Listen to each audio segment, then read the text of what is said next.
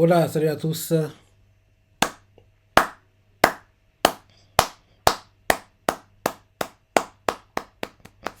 Très bon, je dis bien très bon chapitre de Kingdom cette semaine. Il était dingue. Il était dingue. Il s'est pas passé grand-chose sur le papier, mais j'ai adoré. J'ai adoré. J'ai adoré. On est resté focus sur Jao cette semaine. On parle du chapitre. Comme je dis toujours, il y a deux mangas. Je dis bien deux mangas pour lesquels je suis jamais, mais alors, jamais déçu. Ces mangas sont Shikyo Kyojin qui, malheureusement pour nous, est terminé en manga comme en animé.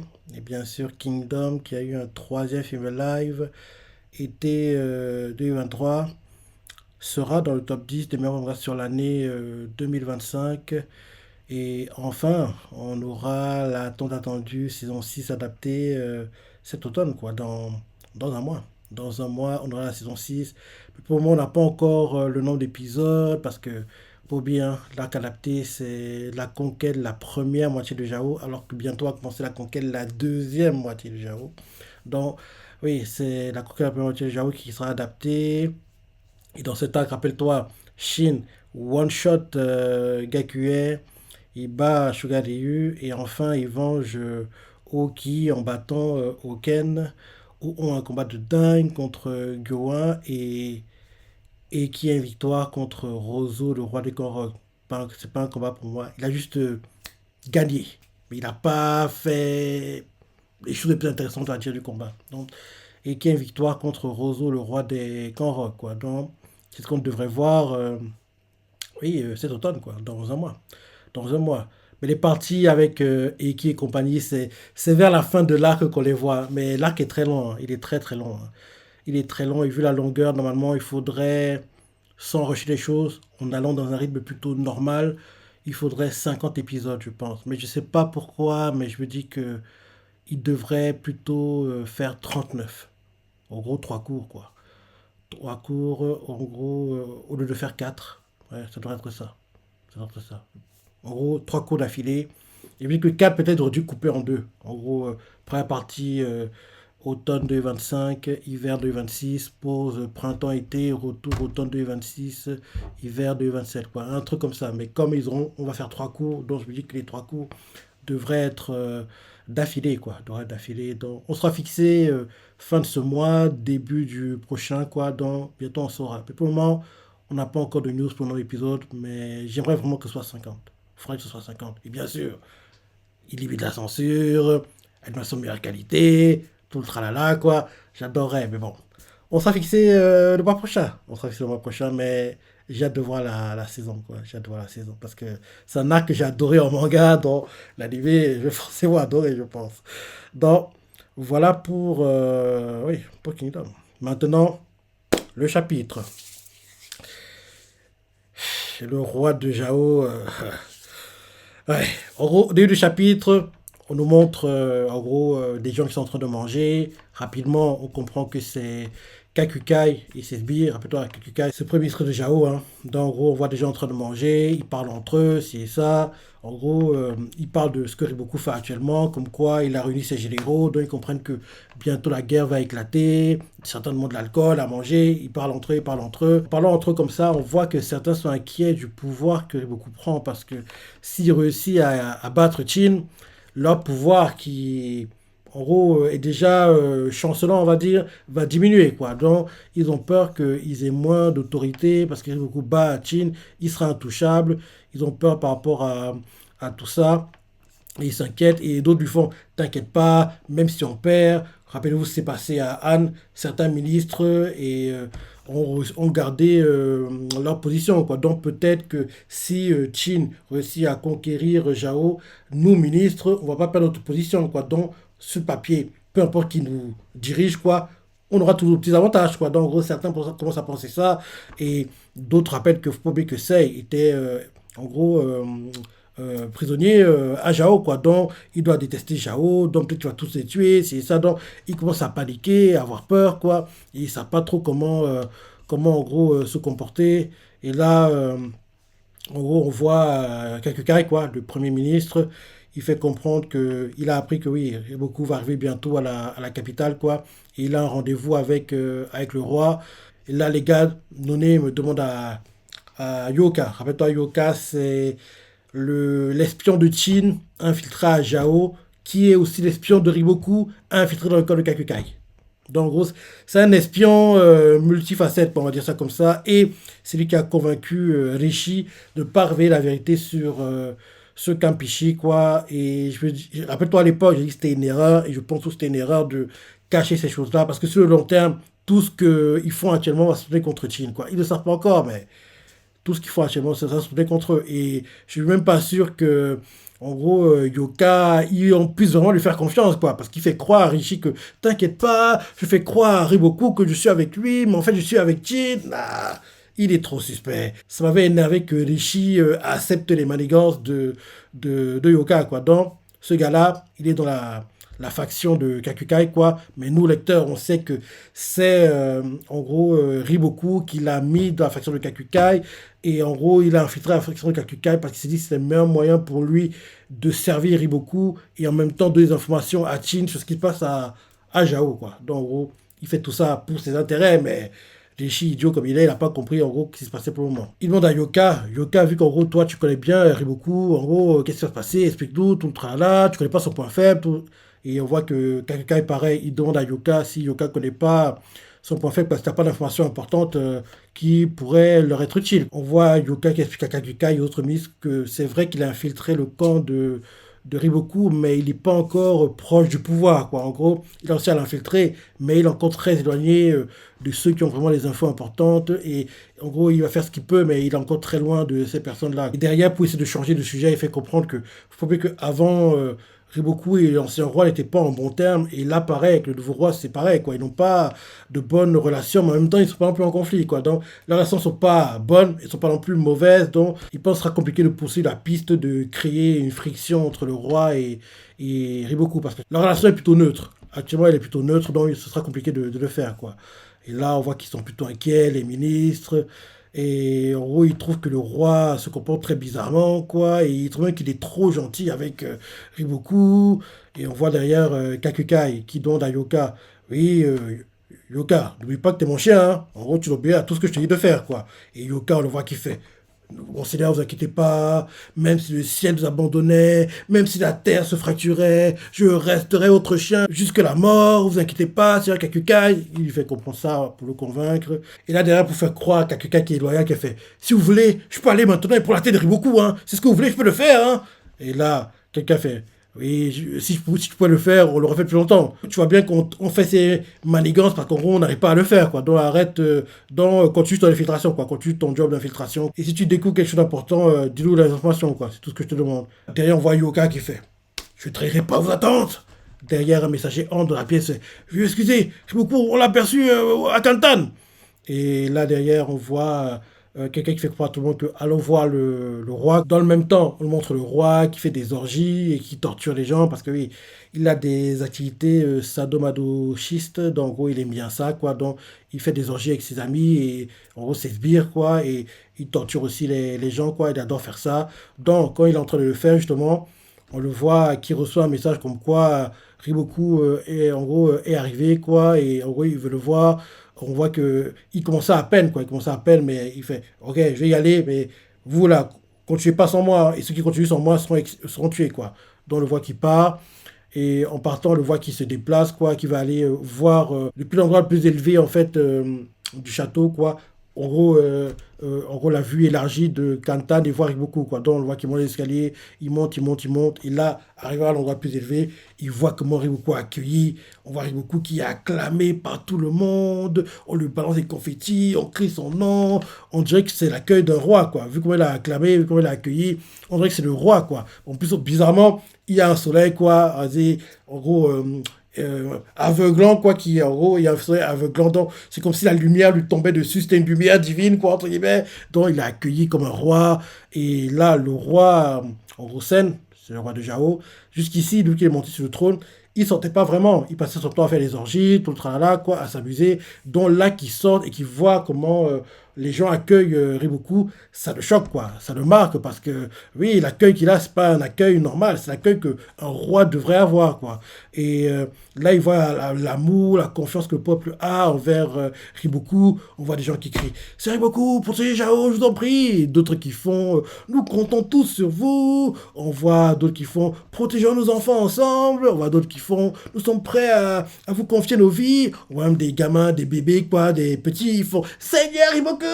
On le voit qui crie son nom et on voit que tout le monde en gros crie son nom, l'acclame. Et le roi, quand il voit ça depuis l'estrade, depuis la zone où il est, quoi, il est choqué et inquiet. Il se dit, franchement, vu comment il a accueilli, on dirait que en fait, le vrai roi de Chao, c'est lui. Parce que l'accueil qu'il a, c'est pas l'accueil de quelqu'un normal, quoi. Donc il est inquiet et ça commence à l'énerver, quoi. Et justement, quand il pense à tout ça, un peu en dessous de où il y a des civils non quoi, qui regardent aussi la scène comme lui, quoi. Ils parlent, en parlant entre eux, il explique qu'aucun roi ne pourrait avoir un tel accueil, aucun roi ne pourrait avoir enflammé la foule comme ça, et que oui, en gros, actuellement, depuis que Rempa et les Shoujo ne sont plus là, quoi, dont le seul qui peut vraiment protéger Jao, c'est Riboku, il n'y a que lui, en plus on n'a que des mauvais rois, quoi, désagréables les uns les autres, qui font tous n'importe quoi, à part les généraux, en gros, de bonne qualité qu'on a, on n'a rien d'autre, quoi. Donc, c'est grâce à eux qu'en gros, Jao n'est tout pas tombé entre les mains des autres États. Et donc, il n'y a qu'eux qui peuvent nous protéger. Le roi actuel, c'est un incompétent, c'est ça. Je lui dis même que s'il était roi, ce serait mieux, tout le là. On gars commence à parler comme ça. On voit dire que oui, que le roi actuel, il est incompétent, le roi présent aussi, que, en gros, ça même bien que oui, Riboku, il tente un coup d'État, s'il le fait, on sera avec lui, tout le peuple le supporterait parce que tout le monde est contre, en gros, les politiques agro adoptées actuellement par le roi. Ils savent pas que le roi au-dessus d'eux, il écoute, quoi. Et justement, le roi, en écoutant tout ça, il n'est pas content. Il attrape le gars qui dit ça. En gros, c'est sbire, quoi, l'attrape et le balance par-dessus bord, quoi. Le jette et le gars est en train de tomber, quoi, assez éloigné de la zone. On voit qu'il y a Yoka qui voit ça. Et on dirait qu'il. Et il se dit que c'est le roi qui doit avoir fait ça, quoi, parce qu'il aperçoit quelqu'un au-dessus. Il pense que c'est le roi. On voit Riboku qui avance, acclamé de toutes parts. Le temps s'écoule. Ils vont au palais. Riboku est reçu par le roi, quoi. Riboku s'incline et fait oui, en toute permission, je compte déployer mon armée. Et là, le roi lui fait attends une seconde, Riboku. Et là, il demande à Riboku, tu me considères comme ton souverain, n'est-ce pas? Et le roi continue en disant, je suis le roi, tu es mon subordonné. Et Riboku fait, bien sûr. Le roi fait, bien, je n'attendais pas moins de toi.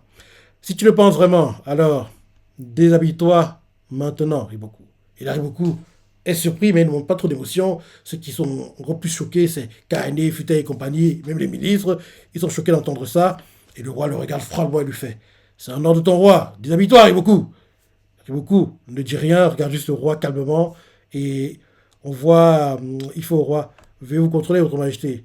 La cour n'est pas un lieu propice à ce genre de spectacle. Et là, les ministres d'Onem qui voudraient en gros voir beaucoup humilié, font un spectacle, quelle insolence! Oui, ça Majesté désire uniquement mettre à l'épreuve ta loyauté. Allez, déshabille-toi! Et là, le roi fait au gars qui parlait, silence! Le gars fait, veuillez excuser mon impudence. Et là, le roi fait, Riboku, tu sembles plaisir à défier en fait les souverains, comme au temps de mon père. Es-tu incapable de faire preuve d'un peu de déférence? Dis-moi, Riboku, que désires-tu réellement? Et là, Riboku réfléchit avant de répondre. Et Riboku explique au roi, je n'ai aucune intention de m'opposer à vous. Tout ce que je désire, c'est accomplir mon devoir pour le bien du royaume et pour le vôtre. Et là, le roi fait, je te concède le premier, mais je doute du second. En gros, le premier accomplit son devoir pour le royaume, le second en gros, pour le roi aussi. Il explique au roi qu'en tant que ministre, c'est aussi son job de conseiller, condamner ses actions, et ça fait partie de ses attributions, quoi. Que les sujets qui, en gros, sont des bénis oui quoi, qui acquiescent à tout, c'est des gars à qui il ne doit pas faire confiance, des gars dont il devrait se débarrasser, c'est des gars qui sont nuisibles à la cour, et qui, en gros, vont emmener, ils vont le traîner, ils vont le tirer vers le bas. Tout ce que lui désire, c'est aider au mieux, en gros, le roi dans, en gros, l'exercice de ses fonctions, quoi. Donc, c'est ce qu'il veut faire. Et là, le roi commence à rigoler. Et là, en écoutant tout ça, il commence à comprendre. Il explique à beaucoup. Je comprends enfin pourquoi mon père te détestait autant. Et il fait comprendre beaucoup que juger le monde par son prisme n'est pas la meilleure des choses à faire, quoi.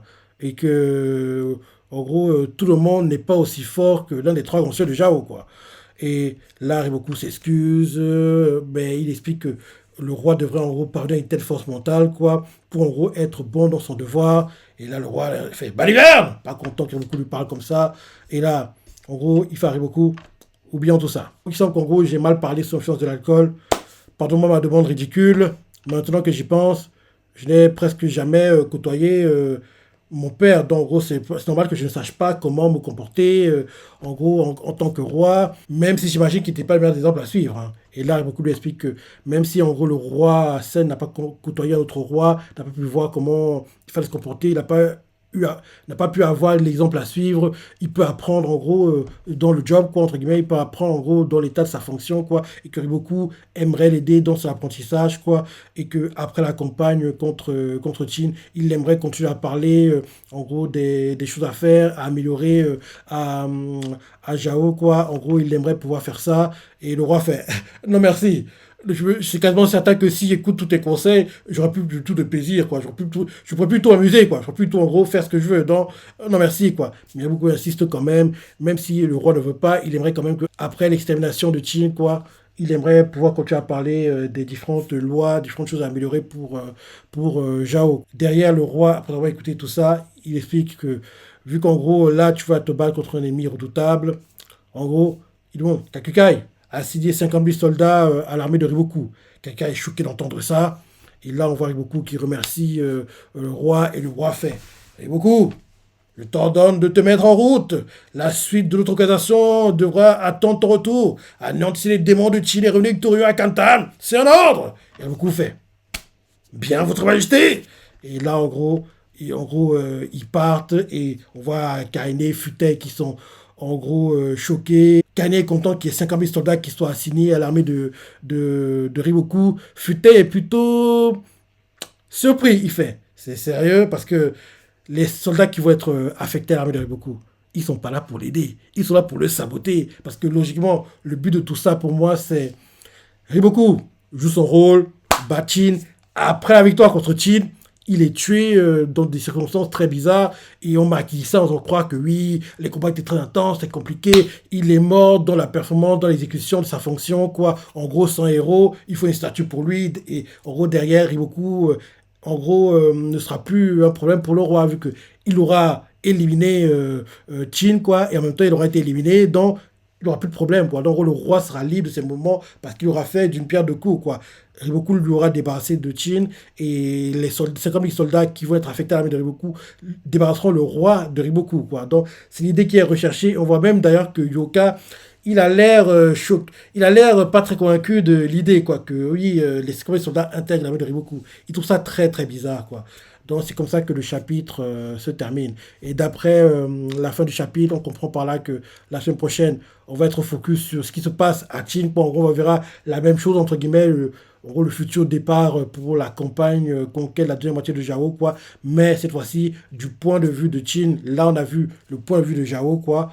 La semaine prochaine, ce sera le point de vue de Qin et il sera intéressant de voir comment ça va se passer, quoi. Donc, vu comment ça avance, on comprend par là que c'est oui, fin septembre, au plus tard, début octobre, quand l'animé reviendra, qu'on va commencer la conquête, la deuxième moitié de Jao. Et ce sera bien de voir les deux en simultané. Lire la conquête, la deuxième moitié de Jao en manga et regarder la conquête, la première moitié de Jao en animé, quoi. Donc ça devrait être ça. Ça devrait être ça. Donc, très bon chapitre, hein. Très bon chapitre. J'ai hâte de voir la suite. Quand on disait le chapitre, au départ, je pensais que Ken Mola avait beaucoup de se déshabiller. C'était pour le fouetter parce que, oui, c'est un sadomaso, donc il voulait en gros l'humilier devant tout le monde. En gros, je pensais qu'il c'est ce qu'il voulait faire, quoi. Ou bien que Riboku, en gros, se suicide, quoi. Et derrière, en gros, il confie la campagne repousser Chin, quoi, à l'un des généraux de Riboku, parce que oui, ils peuvent le gérer à sa place sur le papier, quoi. Donc, c'est deux idées que je pensais que le roi Sen tenterait d'imposer à Riboku, mais finalement, il a rien fait, quoi. Mais vu comment ça avançait, on aurait dit que c'est plutôt... il voulait le fouetter devant tout le monde parce que oui, c'est un sadomaso, il adore faire ça et oui, en gros, humilier beaucoup devant tout le monde comme ça aurait été un truc très amusant pour lui, quoi. Mais il n'a pas fait. Et là, actuellement, Kakukai est inquiet, il ne comprend pas pourquoi le roi affecte 50 000 soldats à l'armée de Riboku. Mais logiquement, le roi va lui expliquer en aparté pourquoi il le fait. Parce que logiquement, pour moi, c'est pour en gros voir comment se passe la guerre dans un premier temps. Et derrière, éliminer Riboku après la fin de la guerre, quoi. C'est leur rôle sur le papier, mais pour le moment, ça n'a pas encore de révélé et on devrait le découvrir prochainement. Et vu qu'on s'avance, il faut comprendre aussi que Chin aura des aides venant de Jao pour en gros battre Riboku, quoi. En gros, ces là seront involontaires, mais elles auront quand même lieu, quoi. Donc j'ai hâte de voir la future guerre parce qu'elle sera dingue et cet arc devrait être meilleur que la conquête de la première moitié de Jao. Donc ça devrait être meilleur. Donc très bon chapitre, de ça à penser. Si tu as adoré, laissez commentaires, like et allez, salut!